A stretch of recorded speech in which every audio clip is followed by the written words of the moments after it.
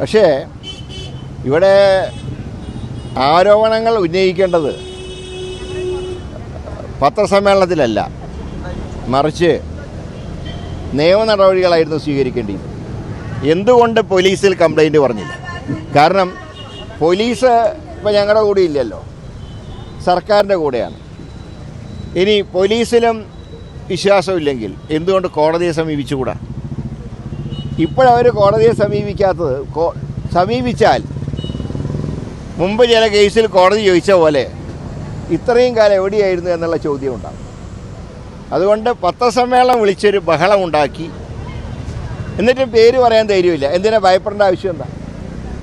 ഇതിപ്പോൾ എല്ലാവർക്കും ഒരു കാര്യം മനസ്സിലായി, 4 കാലും തുമ്പിക്കൈയും കൊമ്പുമുള്ള ജീവി ഏതാണ്? സിംഹവും കരടിയും എന്നല്ലാതെ എല്ലാവർക്കും അറിയാം. അപ്പോൾ ഇത് പത്രസമ്മേളനം നടത്തിയ ഉടനെ രാഹുൽ മാങ്കൂട്ടത്തിൻ്റെ ഓഫീസിലേക്ക് BJPയുടെ മാർച്ച്, ജനങ്ങൾ ദയനീയമായി പരാജയപ്പെടുത്തിയ വ്യക്തിയുടെ നേതൃത്വത്തിലാണ് മാർച്ച്. ഇതൊക്കെ ഒരു തിരക്കഥയുടെ ഭാഗമാണ്.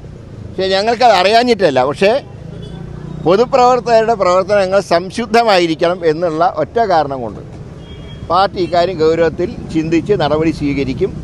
ഞങ്ങളുടെ ദേശീയ നേതൃത്വം അക്കാര്യത്തിൽ വേണ്ട ഡയറക്ഷൻ നൽകിയിട്ടുണ്ട്. ബാക്കി വിവരങ്ങൾ KPC പ്രസിഡൻറ്റും പ്രതിപക്ഷ നേതാവും പറഞ്ഞതനുസരിച്ച് പാർട്ടി നടപടി സ്വീകരിക്കും.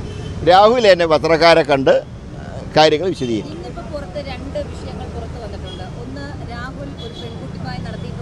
വളരെ മോശം രീതിയിൽ നടത്തിയിട്ടുള്ള ചാറ്റിന്റെ വിവരങ്ങൾ, അതോടൊപ്പം തന്നെ ഗർഭചിത്രം നടത്തണം എന്നാവശ്യപ്പെടുന്ന ഒരു ഓഡിയോ സന്ദേശം, ഇതൊക്കെ ശരിയാണ്? ഒരു നേതാവിന്റെ ഭാഗത്ത് നിന്ന് ഉണ്ടാകുന്നത് ശരിയാണ് എന്നാണോ? എനിക്ക് ഈ ഫീൽഡിൽ ഒട്ടും എക്സ്പീരിയൻസ് ഇല്ലാത്ത ഒരാളാണ് ഞാൻ ഈ ഫീൽഡുമായിട്ട് ഒരു ബന്ധവുമില്ല ഈ സബ്ജക്റ്റ്. അതുകൊണ്ട് അറിയാത്ത സബ്ജക്റ്റ് വെറുതെ പറഞ്ഞിട്ട് കാര്യമില്ല. ഇങ്ങനത്തെ ഒരു വിഷയം ഞാൻ പഠിച്ചിട്ടില്ല. അല്ല, അതുകൊണ്ടാണ് ഞങ്ങളിത് ഗൗരവത്തിലെടുത്തിട്ടുള്ളത്. മറ്റേതെങ്കിലും രാഷ്ട്രീയ പാർട്ടിയാണെങ്കിൽ ഇങ്ങനെ എത്ര ഗൗരവത്തിലെടുക്കുമോ? കാരണം നിയമത്തിൻ്റെ വഴിക്ക് പോട്ടെ എന്ന് പറയും. പക്ഷേ ഞങ്ങൾ അങ്ങനെയല്ല.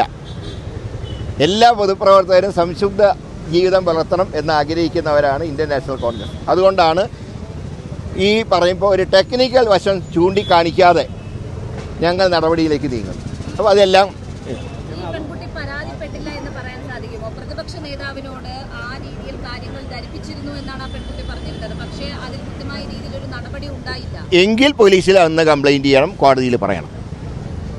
ഉദ്ദേശിച്ച രീതിയിൽ ഞങ്ങൾ പറഞ്ഞ നേതാക്കന്മാർ അതിനോട് മുഖം തിരിഞ്ഞു എന്ന് അവർക്ക് തോന്നിയാൽ അവർ കോടതിയെ സമീപിക്കണം. ഇപ്പോൾ കാലത്തറി അങ്ങനെയല്ല, അങ്ങനെ ഞാൻ പറയുന്നൊന്നുമില്ല. പക്ഷേ ചെയ്യേണ്ടത് എങ്ങനെയല്ല, ചെയ്യേണ്ടിയിരുന്നത് നിയമത്തിൻ്റെ വഴിക്ക് പോകണമായിരുന്നു.